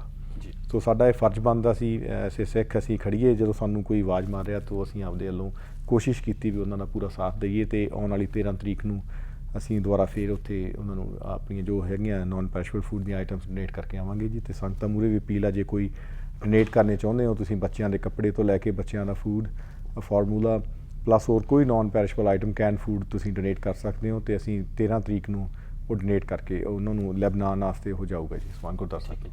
ਸੋ ਜਿਹੜਾ ਇਹ ਫੂਡ ਹੈ ਇਹ ਕਿਸੇ ਵੀ ਸਮੇਂ ਗੁਰੂ ਘਰ ਪਹੁੰਚਾਇਆ ਜਾ ਸਕਦਾ ਜੀ ਉੱਥੇ? ਬਿਲਕੁਲ ਹਾਂਜੀ, ਉੱਥੇ ਤੁਸੀਂ ਬਾਹਰ ਡੋਨੇਸ਼ਨ ਬਾਕਸ ਆ ਗਿਆ, ਉਹਦੇ ਵਿੱਚ ਵੀ ਰੱਖ ਸਕਦੇ ਹੋ। ਡੂਰਿੰਗ ਵੀਕ ਡੇ ਦੇ ਵਿੱਚ ਜੇ ਆਪਾਂ ਜਾਣਾ ਵਾ ਤੇ ਮੰਨ ਲਓ ਅਰਲੀ ਥੋੜ੍ਹਾ ਜਾਣਾ ਮੋਰਨਿੰਗ ਜਾਂ ਈਵਨਿੰਗ ਤੁਸੀਂ ਆਪਾਂ ਅੰਦਰ ਜਿਹੜੇ ਵਲੰਟੀਅਰਸ ਹੈਗੇ ਉਹਨਾਂ ਨੂੰ ਦੇ ਕੇ ਅੰਦਰ ਰੱਖ ਲਿਆ ਜਾਂਦਾ, ਬਾਅਦ 'ਚ ਅਸੀਂ ਉਹਨੂੰ ਟ੍ਰਾਂਸਫਰ ਕਰਕੇ ਫੂਡ ਬੈਂਕ 'ਚ ਰੱਖ ਦਿੰਦੇ ਹਾਂ ਜੀ। ਕਰੋਨਾ ਵਾਲੀ ਥੋੜ੍ਹਾ ਜਿਹਾ ਵਾਪਸ ਆਉਣਾ ਚਾਹੂੰਗਾ, ਕਿਉਂਕਿ ਦੁਨੀਆ ਭਰ ਦੇ ਵਿੱਚ ਕਰੋਨਾ ਦੀ ਜਿਹੜੀ ਦਹਿਸ਼ਤ ਹੈ ਜੀ, ਜਾਂ ਰੌਲਾ ਰੱਪਾ ਜਾਂ ਖਬਰਾਂ ਜਿਹੜੀਆਂ ਨੇ ਉਹ ਸਾਰੇ ਪਾਸੇ ਨੇ। ਸੋ ਗੁਰਦੁਆਰਾ ਦਸ਼ਮੇਸ਼ ਕਲਚਰ ਸੈਂਟਰ, ਜਿਵੇਂ ਤੁਸੀਂ ਦੱਸਿਆ ਕਿ ਜਦੋਂ ਲੋਕ ਬਹੁਤ ਡਰੇ ਹੋਏ ਸੀ, ਉਦੋਂ ਵੀ ਤੁਸੀਂ ਇਹ ਪ੍ਰਬੰਧਕ ਕਮੇਟੀ ਨੇ ਸੋਚਿਆ ਕਿ Gurdwara Dashmesh culture centre open ਰੱਖਿਆ ਜਾਵੇਗਾ, ਲੋਕਾਂ ਨੂੰ ਤੁਸੀਂ ਲੰਗਰ ਫੂਡ ਜਿਹੜਾ ਹੈ ਪ੍ਰੋਵਾਈਡ ਕੀਤਾ। ਸੋ ਕਿਸ ਤਰੀਕੇ ਦੇ ਪ੍ਰਬੰਧ ਜਿਹੜੇ ਨੇ ਗੁਰੂ ਘਰ ਦੇ ਵਿੱਚ ਵਿਸ਼ੇਸ਼ ਤੌਰ 'ਤੇ ਕੀਤੇ ਗਏ ਨੇ, ਕਿਉਂਕਿ ਬਹੁਤ ਸਾਰੀਆਂ ਜਿਹੜੀਆਂ ਏਜੰਸੀਜ਼ ਨੇ, ਅਲਬਰਟਾ ਹੈਲਥ ਸਰਵਿਸਿਜ਼ ਹੈ ਜਾਂ ਬਾਕੀ ਹੋਰ ਜਿਹੜੀਆਂ ਏਜੰਸੀਜ਼ ਨੇ, ਉਹ ਵਾਚ ਕਰਦੀਆਂ ਹੋਣਗੀਆਂ ਕਿ ਸਿਟੀ ਆਫ ਕੈਲਗਰੀ ਦੇ ਰੂਲਸ ਤੁਹਾਨੂੰ ਫੋਲੋ ਕਰਨੇ ਪੈਂਦੇ ਹੋਣਗੇ। ਸੋ ਸੰਗਤਾਂ ਵੀ ਗੁਰੂ ਘਰ ਦੇ ਦਰਸ਼ਨ ਕਰਨਾ ਚਾਹੁੰਦੀਆਂ ਨੇ, ਭਾਵੇਂ ਕਿ ਇਹ ਬੜੀ ਔਖੇ ਸਮੇਂ ਦੇ ਵਿੱਚ ਆਪਾਂ ਲੰਘ ਰਹੇ ਹਾਂ। ਸੋ ਕਿਸ ਤਰ੍ਹਾਂ ਦੇ ਪ੍ਰਬੰਧ ਗੁਰਦੁਆਰਾ ਪ੍ਰਬੰਧਕ ਕਮੇਟੀ ਵੱਲੋਂ ਕੀਤੇ ਗਏ ਨੇ ਕਿ ਸੰਗਤਾਂ ਦਰਸ਼ਨ ਵੀ ਕਰ ਸਕਣ, ਤਾਂ ਸਿਹਤ ਦੀਆਂ ਸੰਸਥਾਵਾਂ ਜਿਹੜੀਆਂ ਨੇ ਉਹਨਾਂ ਦੇ ਰੂਲਸ ਵੀ ਆਪਾਂ ਫੋਲੋ ਕਰ ਸਕੀਏ ਜੀ? ਹਾਂਜੀ, ਜਿਹੜੇ ਵੀ ਪ੍ਰੋਟੋਕਾਲ ਅਲਬਰਟਾ ਹੈਲਥ ਸਰਵਿਸਿਜ਼ ਵੱਲੋਂ ਆ, ਜੇ ਫੇਸ ਕਵਰਿੰਗ ਹੋ ਗਈ, ਡਿਸਟੈਂਸ ਰੱਖਣਾ ਜੀ, ਉਹ ਸਾਰੇ ਹੀ, ਤੇ ਸੈਨੀਟਾਈਜ਼ਰ, ਅਸੀਂ ਉਹੀ ਪ੍ਰੋਟੋਕਾਲ ਗੁਰਦੁਆਰਾ ਸਾਹਿਬ ਦੇ ਵਿੱਚ ਫੋਲੋ ਹੋ ਰਿਹਾ ਜੀ। ਅੱਛਾ ਜੀ। ਤੇ ਜਦੋਂ ਸੰਗਤ ਐਂਟਰ ਹੁੰਦੀ ਹੈ ਫੇਸ ਕਵਰ ਕਰਨਾ ਜ਼ਰੂਰੀ ਹੈ। ਫਿਰ ਸੈਨੀਟਾਈਜ਼ਰ, ਹੱਥ ਧੋਵੋ ਜਾਂ ਸੈਨੀਟਾਈਜ਼ ਕਰੋ ਜੀ। ਉਸ ਤੋਂ ਬਾਅਦ ਸਾਰੇ ਹੀ ਦਰਬਾਰ ਸਾਹਿਬ ਦੇ ਵਿੱਚ ਮਾਰਕਿੰਗ ਕੀਤੀ ਗਈ ਹੈ, 6-6 ਫੁੱਟ ਤੇ ਤੁਸੀਂ ਇੱਕ ਦੂਜੇ ਤੋਂ ਦੂਰੀ ਦੇ ਨਾਲ ਬੈਠਣਾ। ਅੱਛਾ ਜੀ। ਤੇ ਕੋਈ ਪਾਬੰਦੀ ਨਹੀਂ ਹੈਗੀ, ਤੁਸੀਂ ਆਏ ਆ ਜਿੰਨਾ ਚਿਰ ਤੁਸੀਂ ਚਾਹੋ ਤੁਸੀਂ ਬੈਠ ਸਕਦੇ ਹੋ, ਸੰਗਤ ਬੈਠ ਸਕਦੀ, ਲਾਹਾ ਗੁਰੂ ਦੀ ਬਾਣੀ ਦਾ ਤੇ ਕੀਰਤਨ ਦਾ, ਕਥਾ ਦਾ ਲਾਹਾ ਲੈ ਸਕਦੇ ਹੋ ਜੀ। ਤੋ ਪਰਹੇਜ਼ ਸਿਰਫ ਇਹੀ, ਲੰਗਰ ਫਿਲਹਾਲ ਹਜੇ ਬੰਦ ਆ ਬੈਠ ਕੇ ਛਕਣ ਨੂੰ, ਪਰ ਟੇਕ ਆਊਟ ਓਪਨ ਆ। ਅੱਛਾ, ਜੇ ਕਿਸੇ ਨੇ ਲੰਗਰ ਲੈਣਾ ਤਾਂ ਉੱਥੇ ਲੈ ਹਾਂਜੀ, ਲੈ ਕੇ ਜਾ ਸਕਦੇ, ਲੰਗਰ ਤਿਆਰ ਹੁੰਦਾ ਜੀ। ਅੱਛਾ ਜੀ। ਤੇ ਜਦ ਮਰਜ਼ੀ ਤੁਸੀਂ ਆਉਂਦੇ ਹੋ, ਤੁਸੀਂ ਨਾਲ ਬਿਲਕੁਲ ਲੈ ਕੇ ਜਾ ਸਕਦੇ ਹੋ। ਇਸੇ ਤਰ੍ਹਾਂ ਪਹਿਲਾਂ ਅਸੀਂ ਡਿਲੀਵਰੀਆਂ ਕਰ ਰਹੇ ਸੀ, ਜਦੋਂ ਤੋਂ ਆਪਾਂ ਸਟੇਜ 3 ਦੇ ਵਿੱਚ ਆ ਗਏ ਫਿਰ ਅਸੀਂ ਡਿਲੀਵਰੀ ਸਰਵਿਸ ਬੰਦ ਕਰਤੀ ਸੀ, ਪਿਕਅਪ ਹੈਗੀ ਆ। ਓਕੇ। ਹਾਂਜੀ, ਪਿਕਅਪ ਕੋਈ ਮਰਜ਼ੀ ਆ ਕੇ ਪਿਕ ਕਰ ਸਕਦੇ। ਕਾਫੀ ਸੰਗਤ ਹਰ ਰੋਜ਼ ਹਜੇ ਵੀ ਤਕਰੀਬਨ 500 ਤੋਂ 700 ਦੇ ਨੇੜੇ ਤੇੜੇ ਹਜੇ ਵੀ ਜਾ ਰਹੀ ਹੈ ਐਵਰੀਡੇ ਗੁਰਦੁਆਰਾ ਸਾਹਿਬ ਤੋਂ। ਠੀਕ ਹੈ ਜੀ। ਹਾਂਜੀ, ਉਹਦੇ ਵਿੱਚ ਚਾਹੇ ਕੋਈ ਆਪਣੀ ਵਰਕ ਪਰਮਿਟ ਜਾਂ ਕੋਈ ਆਪਣੇ ਇੰਟਰਨੈਸ਼ਨਲ ਸਟੂਡੈਂਟ ਜਾਂ ਕੋਈ ਵੀ ਜ਼ਰੂਰਤਮੰਦ ਉੱਥੋਂ ਆ ਕੇ ਲੈ ਕੇ ਜਾ ਸਕਦਾ ਵਾ। ਤੇ ਸੰਗਤ ਵੀ ਮੱਥਾ ਟੇਕਣ ਆਉਂਦੀ ਹੈ ਜਦੋਂ ਚਾਹੁੰਦੇ ਵੀ ਚਲੋ ਕਾਫੀ ਚਿਰ ਹੋ ਗਿਆ ਲੰਗਰ ਨਹੀਂ ਛਕਿਆ, ਇੱਕ ਫੀਲਿੰਗ ਹੁੰਦੀ ਹੈ, ਉਹ ਲੰਗਰ ਲੈ ਕੇ ਜਾਂਦੇ ਨੇ। ਬਹੁਤ ਵਧੀਆ ਜੀ, ਬਹੁਤ ਵਧੀਆ। ਥੋੜ੍ਹੀ ਜਿਹੀ ਗੱਲਬਾਤ ਹੁਣ ਕਰਨਾ ਚਾਹਾਂਗੇ ਖਾਲਸਾ ਸਕੂਲ ਬਾਰੇ। ਗੁਰਦੁਆਰਾ ਦਸ਼ਮੇਸ਼ ਕਲਚਰ ਸੈਂਟਰ ਨਾਲ ਹੀ ਸੰਬੰਧਿਤ ਖਾਲਸਾ ਸਕੂਲ ਹੈ ਜੀ, ਬੜੇ ਸਕਸੈਸਫੁਲੀ ਪਿਛਲੇ ਕਈ ਸਾਲ ਤੋਂ ਗੁਰਦੁਆਰਾ ਸਾਹਿਬ ਵੱਲੋਂ ਰਨ ਕੀਤਾ ਜਾ ਰਿਹਾ ਜੀ। ਸੋ ਉਹਦੇ ਬਾਰੇ ਥੋੜ੍ਹੀ ਜਿਹੀ ਅਪਡੇਟ ਆਪ ਤੋਂ ਲੈਣਾ ਚਾਹਾਂਗੇ। ਵੈਸੇ ਤਾਂ ਸਾਰੇ ਸਕੂਲ ਬੰਦ ਰਹੇ ਨੇ, ਹੁਣ ਦੁਬਾਰਾ ਸਕੂਲ ਖੁੱਲ੍ਹੇ ਨੇ, ਸੋ ਉਹਦੇ ਬਾਰੇ ਕੁਝ ਅਪਡੇਟ ਦੇਣਾ ਚਾਹੋਗੇ? ਆਪਣਾ ਖਾਲਸਾ ਸਕੂਲ ਮੇਰਾ ਖਿਆਲ ਕੈਨੇਡਾ ਦੇ ਪਹਿਲਿਆਂ ਸਕੂਲਾਂ ਦੇ ਵਿੱਚੋਂ ਸੀ। ਅਲਬਰਟਾ 'ਚ ਤਾਂ ਪਹਿਲਾ ਸਕੂਲ ਹੀ ਸੀ ਜਿਹੜਾ ਔਨਲਾਈਨ ਗਵਰਨਮੈਂਟ ਦੇ ਅਨਾਊਂਸ ਕਰਨ ਤੋਂ ਪਹਿਲਾਂ ਰੈਡੀ ਸੀਗਾ ਜੀ। ਅਸੀਂ ਔਨਲਾਈਨ ਕਲਾਸਿਸ ਪਹਿਲਾਂ ਸਟਾਰਟ ਕਰਤੀਆਂ ਸੀਗੀਆਂ। ਅੱਛਾ ਜੀ। ਹਾਂਜੀ, ਸੋ ਬਹੁਤ ਵਧੀਆ ਚੱਲਿਆ ਤੇ ਹੁਣ ਵੀ ਗੁਰਦੁਆਰਾ ਸਕੂਲ ਦੁਆਰਾ ਫਿਰ ਸ਼ੁਰੂ ਹੋਏ ਹਨ। ਅਸੀਂ ਆਪਸ਼ਨ ਰੱਖੀ ਸੀ ਵੀ ਜਿਹੜੇ ਬੱਚੇ ਨਹੀਂ ਆਉਣਾ ਚਾਹੁੰਦੇ ਉਹ ਔਨਲਾਈਨ ਸਟੱਡੀ ਕਰ ਸਕਦੇ ਨੇ। ਥੋੜ੍ਹੇ ਜਿਹੇ ਬੱਚੇ ਜਿਹੜੇ ਔਨਲਾਈਨ ਪੜ੍ਹ ਰਹੇ ਨੇ, ਬਾਕੀ ਬੱਚੇ ਆ ਰਹੇ ਨੇ ਸਕੂਲ ਦੇ ਵਿੱਚ।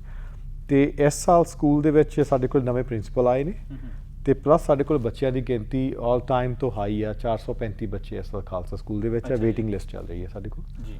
ਬੇਸਿਕਲੀ ਆਲਮੋਸਟ ਫੁੱਲ ਕਪੈਸਿਟੀ ਦੇ ਨੇੜੇ ਸਕੂਲ ਚੱਲ ਰਹੇ ਆ। ਤੇ ਅਸੀਂ 2 ਰੂਮ ਐਕਸਟੈਂਡ ਕਰਨ ਵਾਸਤੇ ਸਾਡੀ ਸਕੂਲ ਦਾ ਬੋਰਡ ਸਾਰੇ ਅਸੀਂ ਕੋਸ਼ਿਸ਼ ਕਰ ਰਹੇ ਹਾਂ ਵੀ ਸਕੂਲ ਦੇ ਵਿੱਚ 2 ਐਕਸਟਰਾ ਬੋਰਡ ਰੂਮ ਕੀਤੇ ਜਾਣ ਤਾਂ ਕਿ ਅਸੀਂ ਸਕੂਲ ਨੂੰ ਹਾਈ ਸਕੂਲ ਤੱਕ ਲੈ ਕੇ ਜਾਣਾ। ਸੋ ਗ੍ਰੇਡ 10 ਸਟਾਰਟ ਕਰੀਏ ਜਾਂ ਗ੍ਰੇਡ 11 ਤੱਕ ਹੌਲੀ ਹੌਲੀ ਸਾਨੂੰ ਰੂਮ ਦੀ ਜ਼ਰੂਰਤ ਸੀ, ਉਹਨਾਂ 'ਤੇ ਵੀ ਅਸੀਂ ਕੰਮ ਕਰ ਰਹੇ ਹਾਂ। ਹਾਂਜੀ, ਤੇ ਬਹੁਤ ਵਧੀਆ ਤਰੀਕੇ ਨਾਲ ਸਕੂਲ ਚੱਲ ਰਿਹਾ ਜੀ। ਸੰਗਤਾਂ ਦਾ ਪੂਰਾ ਸਾਥ ਆ ਤੇ ਬੱਚੇ ਵੀ ਆਪਣਾ ਜਿਹੜਾ ਲੈਵਲ ਵੀ ਕਾਫੀ ਹਾਈ ਹੈ ਸਕੂਲ ਦਾ। ਬਹੁਤ ਵਧੀਆ ਜੀ। ਜਿਹੜਾ ਇੱਕ ਨਾਲ ਜਿਹੜਾ ਜੀ ਇੰਡੋਰ ਸਟੇਡੀਅਮ ਪਹਿਲਾਂ ਹੀ ਬਣਾ ਦਿੱਤਾ ਗਿਆ, ਮੈਨੂੰ ਜਦੋਂ ਅਸੀਂ ਪਿਛਲੀ ਵਾਰੀ ਵਿਜ਼ਿਟ ਕੀਤਾ ਖਾਲਸਾ ਸਕੂਲ ਤੇ ਬਹੁਤ ਸਾਰੇ ਜਿਹੜੇ ਨੌਜਵਾਨ ਬੱਚੇ ਨੇ ਉਸ ਦਾ ਫਾਇਦਾ ਲੈ ਰਹੇ ਨੇ ਜੀ ਇੰਡੋਰ ਸਟੇਡੀਅਮ ਦਾ ਉੱਤੇ। ਹਾਂਜੀ, ਜਿਹੜੀ ਆਪਣੀ ਖਾਲਸਾ ਸਕੂਲ ਦੀ ਜਿਮ ਆ ਮੇਰੇ ਖਿਆਲ ਸੈਕਿੰਡ ਬਿਗੇਸਟ ਜਿਮ ਆ ਜੀ ਕੈਲਗਰੀ 'ਚ। ਅੱਛਾ ਜੀ। ਹਾਂਜੀ, ਕਾਫੀ ਸੋਹਣੀ ਆ। ਜੋ ਵੀ ਪਹਿਲੋਂ ਬੋਰਡ ਆਏ ਉੱਥੇ ਜਾਂ ਆਪਣੀ ਕਮੇਟੀਆਂ ਆਈਆਂ ਗੁਰਦੁਆਰਾ ਸਾਹਿਬ ਦੀਆਂ, ਸਾਰਿਆਂ ਨੇ ਹੀ ਬਹੁਤ ਜ਼ਿਆਦਾ ਹਾਰਡ ਵਰਕ ਕੀਤਾ। ਇਸ ਦੇ ਕਾਰਨ ਹੀ ਜਦੋਂ ਵੀ ਉੱਥੇ ਬੱਚੇ ਜਾਂ ਬਾਹਰੋਂ ਹੋਰ ਸਕੂਲਾਂ 'ਚ, ਕਿਉਂਕਿ ਖਾਲਸਾ ਸਕੂਲ ਦੇ ਬੱਚਿਆਂ ਦੀਆਂ ਗੇਮਸ ਦੂਸਰਿਆਂ ਸਕੂਲਾਂ ਦੇ ਨਾਲ, ਪ੍ਰਾਈਵੇਟ ਸਕੂਲਾਂ ਦੇ ਨਾਲ ਹੁੰਦੀਆਂ ਨੇ, ਸੋ ਅਕਸਰ ਮੌਕਾ ਮਿਲਦਾ ਰਹਿੰਦਾ ਜਾਣ ਦਾ। ਕਿਉਂਕਿ ਮੇਰੇ ਬੱਚੇ ਵੀ ਖਾਲਸਾ ਸਕੂਲ ਵਿੱਚ ਹੀ ਪੜ੍ਹਦੇ ਨੇ। ਬੇਟੀ ਉੱਥੇ ਆ, ਬੇਟਾ ਹੁਣ ਉੱਥੋਂ ਕਰਕੇ ਗ੍ਰੇਡ 9 ਕਰਕੇ ਗਾਂ ਚਲੇ ਗਏ ਨੇ ਹਾਈ ਸਕੂਲ 'ਚ। ਸੋ ਜਦੋਂ ਉਹਨਾਂ ਨੇ ਬੱਚਿਆਂ ਦੀ ਗੇਮਸ 'ਤੇ ਦੂਜੀਆਂ ਸਕੂਲਾਂ ਜਾਂਦੇ, ਜਦੋਂ ਉਹਨਾਂ ਦੀਆਂ ਟੀਮਸ ਹੋਰ ਕਮਿਊਨਿਟੀਜ਼ 'ਚੋਂ ਆਪਣੇ ਆਉਂਦੇ ਸੀਗੇ, ਉਹ ਦੇਖ ਕੇ ਪਹਿਲਾਂ ਵਾਓ ਹੈਰਾਨ ਹੋ ਜਾਂਦੇ ਵੀ ਏਡੀ ਸੋਹਣੀ ਜਿਮ। ਤੇ ਉਸ ਦਾ ਵੀ ਅਸੀਂ ਮੇਨ ਮਕਸਦ ਇਹ ਸੀ ਜਿਹੜੀ ਜਿਮ ਹੈਗੀ ਆ ਕਮਿਊਨਿਟੀ ਵਾਸਤੇ ਡੂਰਿੰਗ ਦਾ ਡੇ ਟਾਈਮ ਤਾਂ ਸਕੂਲ 'ਚ ਸਟੂਡੈਂਟ ਵਾਸਤੇ ਆਫ ਕੋਰਸ ਸੀ। ਬਾਅਦ ਦੇ ਵਿੱਚ ਸਾਨੂੰ ਇਹ ਸੀਗਾ ਵੀ ਇਹਨੂੰ ਕਮਿਊਨਿਟੀ ਜਾਂ ਕੋਈ ਵੀ ਯੂਜ਼ ਕਰ ਸਕਦਾ ਵਾ। ਸੋ ਬਹੁਤ ਹੀ ਲੋ ਰੇਟ ਦੇ ਉੱਤੇ ਹੋਏ ਗੁਰਦੁਆਰਾ ਸਾਹਿਬ ਦੀ ਜਿਮ ਕੋਈ ਵੀ ਕਲੱਬ ਜਾਂ ਤੁਸੀਂ ਰੈਂਟ ਕਰ ਸਕਦੇ ਹੋ। ਜਿਸ ਦਾ ਕਿ ਬਾਹਰ ਤਕਰੀਬਨ $150 ਤੋਂ $200 ਪਰ ਆਵਰ ਹੁੰਦਾ। ਸੋ ਅਸੀਂ ਸਿਰਫ $65 ਦੇ ਉੱਤੇ ਜਿਹਦੇ ਨਾਲ ਸਾਡੇ ਐਕਸਪੈਂਸ ਚੱਕੇ ਜਾਣ ਜੀ ਤੇ ਸਿਰਫ ਉਹਦੇ ਤੇ ਅਸੀਂ ਪ੍ਰੋਵਾਈਡ ਕਰਦੇ ਹਾਂ। ਕੋਈ ਵੀ ਆ ਕੇ ਡੈਟ ਸਕਦਾ। ਉਹਦੇ ਵਿੱਚ ਇਹ ਵੀ ਰਿਸਟ੍ਰਿਕਸ਼ਨ ਨਹੀਂ ਵੀ ਇਕੱਲੇ ਪੰਜਾਬੀਆਂ ਵਾਸਤੇ ਜਾਂ ਸਿੱਖਾਂ ਵਾਸਤੇ ਆ। ਸਾਡੇ ਕੋਲ ਚੈਸਟਮੀਅਰ ਦੇ ਕਲੱਬ ਨੇ, ਗੋਰੇ ਕਾਲੇ ਚੀਨੇ ਕੋਈ ਆਵੇ ਜੀ, ਸਾਰਿਆਂ ਵਾਸਤੇ ਓਪਨ ਆ ਬੇਸਿਕਲੀ। ਸੋ ਉਹ ਕਾਫੀ ਰੈਂਟ ਕਰਦੇ ਨੇ ਸੌਕਰ ਕਲੱਬ ਆਪਣੇ ਚੈਸਟਮੀਅਰ ਤੋਂ ਜਾਂ ਹੋਰ ਏਰੀਆ ਦੇ ਵਿੱਚੋਂ ਵੀ। ਸੋ ਇਹ ਸਾਰਿਆਂ ਦੇ ਲਈ ਹੈ, ਇਹ ਨਹੀਂ ਵੀ ਸਿਰਫ ਆਪਣੀ ਕਮਿਊਨਿਟੀ ਦੇ ਲਈ ਹੈਗਾ ਸਾਰੀ। ਉਹ ਜਿਹੜਾ ਜਿਮ ਹੈ ਗੁਰਦੁਆਰਾ ਸਾਹਿਬ ਵੱਲੋਂ ਚਲਾਇਆ ਜਾ ਰਿਹਾ ਪਰ ਖਾਲਸਾ ਸਕੂਲ ਨਾਲ ਸੰਬੰਧਿਤ ਹੈ ਜੀ, ਉਸ ਨੂੰ ਕਾਫੀ ਕਮਿਊਨਿਟੀ ਦੇ ਲੋਕ ਫਾਇਦਾ ਲੈ ਰਹੇ ਨੇ। ਉਸ ਦੇ ਨਾਲ ਹੀ ਅੱਗੇ ਵੀ ਆਪਾਂ ਗੱਲ ਕੀਤੀ ਹੈ ਪਹਿਲਾਂ ਵੀ ਕਿ ਗਰਾਊਂਡਸ ਦਾ ਜਿਹੜਾ ਪ੍ਰੋਜੈਕਟ ਹੈ ਕਿਉਂਕਿ ਹੋਰ ਓਪਨ ਗਰਾਊਂਡਸ ਖਾਲਸਾ ਸਕੂਲ ਦੇ ਨਾਲ ਜੁੜ ਜਾਣ, ਉਹਦੇ ਬਾਰੇ ਫੰਡ ਰੇਜ਼ ਵੀ ਪਿਛਲੇ ਦਿਨ ਆਪਾਂ ਕੀਤਾ ਸੀਗਾ। ਸੋ ਉਹ ਕਰੋਨਾ ਕਰਕੇ ਉਸ ਪ੍ਰੋਜੈਕਟ ਨੂੰ ਥੋੜ੍ਹੀ ਦੇਰ ਲਈ ਰੋਕਿਆ ਗਿਆ ਹੈ ਕਿ ਉਹ ਕੰਟੀਨਿਊ ਹੈ ਜੀ ਪ੍ਰੋਜੈਕਟ ਗਰਾਊਂਡਸ ਵਾਲਾ ਜੀ? ਨਹੀਂ, ਉਹ ਕੰਟੀਨਿਊ ਥੋੜ੍ਹਾ ਜਿਹਾ ਸਲੋ ਹੋ ਗਿਆ ਸੀਗਾ ਕਰੋਨਾ ਕਰਕੇ, ਕਿਉਂਕਿ ਪ੍ਰੋਸੈਸ ਸਾਰੇ ਹੀ ਸਲੋ ਹੋ ਗਿਆ ਸੀ, ਰੋਕਿਆ ਨਹੀਂ ਸੀਗਾ ਉਹਨੂੰ ਜੀ। ਤੇ ਸਿਰਫ ਇਹ ਹੈ ਵੀ ਉਸ ਦਾ ਧਿਆਨ ਕੁਦਰਤੀ ਹੈ ਵੀ ਪਲੈਨਰ ਸੀਗੇ ਜਾਂ ਰੌਕੀ ਵਿਊ ਸਾਰੇ ਪਾਸੇ ਹੀ ਇੱਕ ਵਾਰ ਕੰਮ ਰੁਕਿਆ ਸੀਗਾ, ਸਾਰਾ ਪ੍ਰੋਸੈਸ ਰੁਕ ਜਾਂਦਾ, ਸਾਰਾ ਪ੍ਰੋਸੈਸ ਰੁਕਿਆ ਸੀਗਾ। ਸੋ ਸਲੋ ਹੋ ਗਿਆ ਕਿਉਂਕਿ ਪਰਮਿਟ ਲੈਣ ਨੂੰ ਥੋੜਾ ਟਾਈਮ ਲੱਗਦਾ। ਤੇ ਸਾਡੇ ਵੱਲੋਂ ਬਿਲਕੁਲ ਨਹੀਂ ਰੋਕਿਆ ਗਿਆ। ਅਸੀਂ ਤਾਂ ਚਾਹੁੰਦੇ ਹਾਂ ਵੀ ਜਿੰਨੀ ਛੇਤੀ ਹੋ ਸਕੇ ਅਸੀਂ ਜਿਹੜਾ ਪ੍ਰੋਮਿਸ ਕੀਤਾ ਸੰਗਤਾਂ ਨੂੰ ਅਸੀਂ ਉਹ ਕਰਕੇ ਦਿਖਾਈਏ ਵੀ ਸੰਗਤਾਂ ਦੇ ਸਹਿਯੋਗ ਨੇ, ਸੰਗਤਾਂ ਨੇ ਇੰਨਾ ਸਾਥ ਦਿੱਤਾ। ਅਸੀਂ ਆਵਾਜ਼ ਮਾਰੀ, ਡੋਨੇਸ਼ਨਸ ਆਈਆਂ 550 ਸਾਲਾ ਗੁਰੂ ਨਾਨਕ ਦੇਵ ਜੀ ਦੇ ਗੁਰਪੁਰਬ ਤੇ ਉਹਨਾਂ ਦੇ ਨਾਲ ਹੀ ਅਸੀਂ ਜੋ ਵੀ ਸਾਡੇ ਕੋਲੇ ਫੰਡ ਕੁਛ ਪਏ ਨੇ ਤੇ ਬਾਕੀ ਸੰਗਤਾਂ ਨੇ ਕਈਆਂ ਨੇ ਕਮਿਟ ਕੀਤਾ ਸੀ ਅਸੀਂ ਇੰਨੇ ਮਾਇਆ ਡੋਨੇਟ ਕਰਨੀ ਹੈ। ਸੋ ਡੋਨੇਸ਼ਨਸ ਆ ਰਹੀਆਂ ਨੇ। ਤੋ ਥੋੜਾ ਟਫ ਟਾਈਮ ਹੈਗਾ ਅਲਬਰਟਾ ਦੇ ਵਿੱਚ ਹੁਣ ਕਰੋਨੇ ਕਰਕੇ, ਪਰ ਸਟਿਲ ਜਿਹੜੇ ਵੀ ਸੰਗਤ ਚੋਂ ਕਮਿਟਮੈਂਟ ਹੋਈ ਸੀ ਉਹ ਪੂਰੀਆਂ ਹੋ ਰਹੀਆਂ ਨੇ ਸਾਡੇ ਕੋਲ। ਤੇ ਅਸੀਂ ਜਿੱਦਾਂ ਪਹਿਲਾਂ ਵੀ ਮੈਂ ਦੱਸ ਰਿਹਾ, ਸਾਡੀ ਕੋਸ਼ਿਸ਼ ਇਹੀ ਆ ਵੀ ਇਸੇ ਵਿੰਟਰ ਤੋਂ ਪਹਿਲੋਂ ਜੀ ਫਾਲ ਦੇ ਵਿੱਚ ਹੀ ਅਸੀਂ ਗਰਾਊਂਡ ਬ੍ਰੇਕ ਕਰੀਏ ਤੇ ਗ੍ਰੇਡਿੰਗ ਸ਼ੁਰੂ ਕਰਕੇ ਇਸ ਨੂੰ ਕੰਮ ਨੇਪਰੇ ਚੜੀਏ ਜੀ।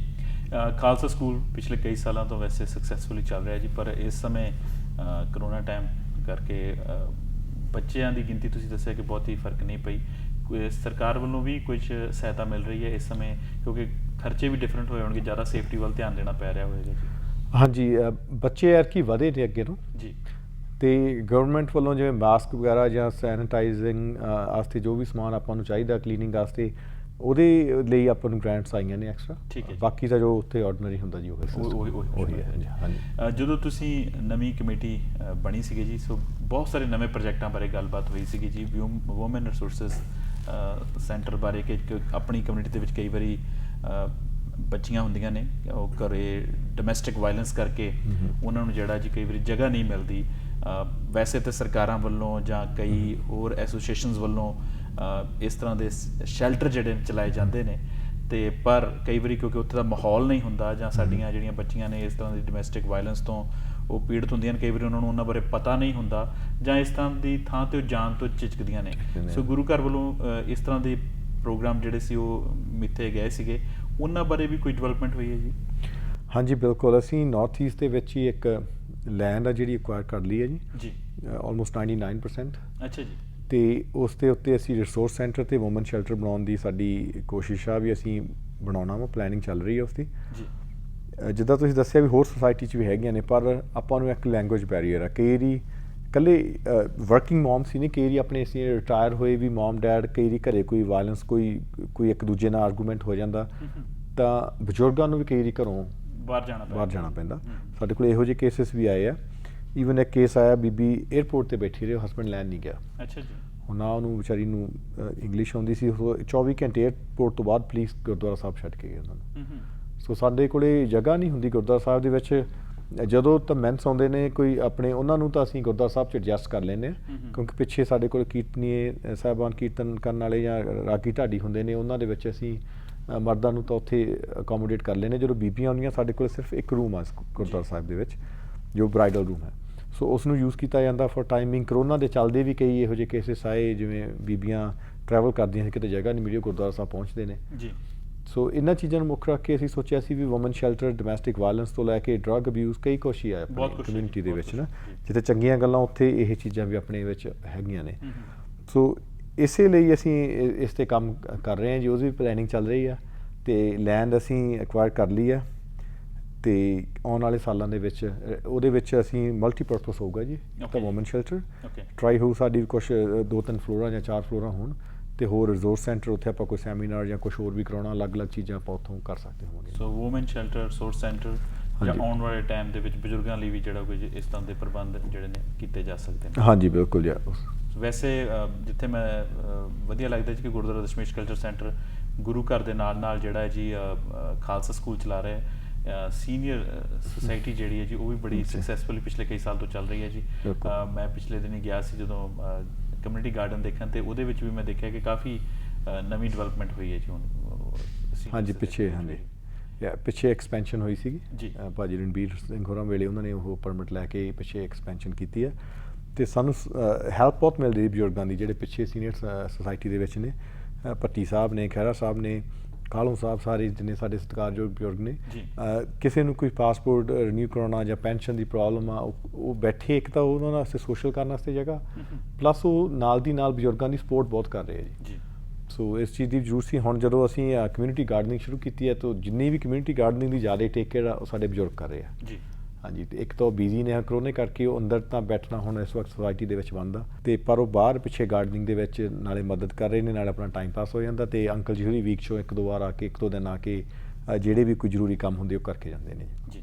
ਮੈਂ ਪਿਛਲੇ ਦਿਨੀ ਗੁਰੂ ਘਰ ਗਿਆ ਤੇ ਮੈਨੂੰ ਪਤਾ ਲੱਗਿਆ ਕਿ ਜਿਹੜੇ ਬੱਚੇ ਨੇ ਉਹਨਾਂ ਨੂੰ ਕਾਫੀ ਇਨਵੋਲਵ ਗੁਰੂ ਘਰ ਦੇ ਵਿੱਚ ਕੀਤਾ ਜਾ ਰਿਹਾ ਜੀ। ਉਹਨਾਂ ਤੋਂ ਕਾਫੀ ਡਿਊਟੀਜ਼ ਜਿਹੜੀਆਂ ਨੇ ਕਰਵਾਈਆਂ ਜਾ ਰਹੀਆਂ ਨੇ, ਉਹ ਕਾਫੀ ਚੰਗੀ ਸੋਚ ਹੈ ਜੀ। ਕਿਸ ਤਰੀਕੇ ਨਾਲ ਉੱਤੇ ਕੰਮ ਕਰ ਰਹੇ ਹੋ ਤੁਸੀਂ? ਬਿਲਕੁਲ ਹਾਂਜੀ, ਅਸੀਂ ਕੋਸ਼ਿਸ਼ ਕੀਤੀ ਸੀ, ਇੱਕ ਫੈਡਰਲ ਗਵਰਨਮੈਂਟ ਦਾ ਪ੍ਰੋਗਰਾਮ ਆ ਜਿਸ ਦੇ ਵਿੱਚ ਅਸੀਂ ਸਟੂਡੈਂਟ ਰੱਖ ਸਕਦੇ ਹਾਂ ਸਮਰ ਜੌਬ ਦੇ ਅੰਡਰ। ਅੱਛਾ ਜੀ। ਸੋ ਅਸੀਂ ਕੁਝ ਬੱਚਿਆਂ ਨੂੰ ਗੁਰਦੁਆਰਾ ਸਾਹਿਬ, ਸਾਡੀ ਕੋਸ਼ਿਸ਼ ਇਹ ਸੀ ਵੀ ਯੰਗ ਜਨਰੇਸ਼ਨ ਇਸ ਨੂੰ ਕਿਸੇ ਤਰੀਕੇ ਨਾਲ ਗੁਰਦੁਆਰਾ ਸਾਹਿਬ ਛੋੜ ਲੈ ਕੇ ਆਇਆ ਜਾਵੇ। ਬਿਲਕੁਲ।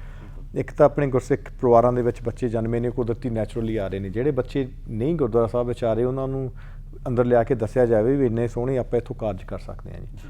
ਸੋ ਬੱਚੇ ਸਾਡੇ ਲੱਗੇ ਹੋਏ ਨੇ ਜਿਸ ਵਕਤ ਕਾਰਨ ਅਸੀਂ ਇੱਕ ਤਾਂ ਲਾਇਬ੍ਰੇਰੀ ਜਿਹੜੀ ਗੁਰਦੁਆਰਾ ਸਾਹਿਬ ਦੀ ਸਾਰੀ ਆਨਲਾਈਨ ਅਸੀਂ ਕੀਤੀ ਹੈ ਜੀ ਹੁਣ। ਅੱਛਾ ਜੀ। ਜਿੰਨੀਆਂ ਬੁੱਕਸ ਨੇ ਸਾਰੀਆਂ ਇਹ ਬੱਚਿਆਂ ਦੀ ਡਿਊਟੀ ਲਾਈ ਗਈ, ਸਾਰਾ ਡੇਟਾ ਉਹਨਾਂ ਨੇ ਐਂਟਰ ਕਰਕੇ ਇੱਕ ਰਾਈਟਰ ਦਾ ਨਾਮ ਲਿਖ ਕੇ ਕਿਹੜੀ ਬੁੱਕ ਸਾਡੇ ਕੋਲ ਅਵੇਲੇਬਲ ਆ ਤੁਸੀਂ ਆਨਲਾਈਨ ਚੈੱਕ ਕਰ ਸਕਦੇ ਹੋ। ਤੁਸੀਂ ਉੱਥੇ ਬੁੱਕ ਵੀ ਕਰ ਸਕਦੇ ਹੋ, ਆ ਕੇ ਨੈਕਸਟ ਡੇ ਤੁਸੀਂ ਉਹ ਗੁਰਦੁਆਰਾ ਸਾਹਿਬ ਤੋਂ ਕਿਤਾਬ ਲੈ ਕੇ ਜਾ ਸਕਦੇ ਹੋ। ਬਿਲਕੁਲ ਬਾਰਕੋਡ ਲਗਾ ਕੇ ਸਾਰੀਆਂ ਅਸੀਂ ਇਸ ਵਾਰ ਉਹ ਕੀਤੀਆਂ ਹੈਗੀਆਂ ਆਨਲਾਈਨ ਜੀ।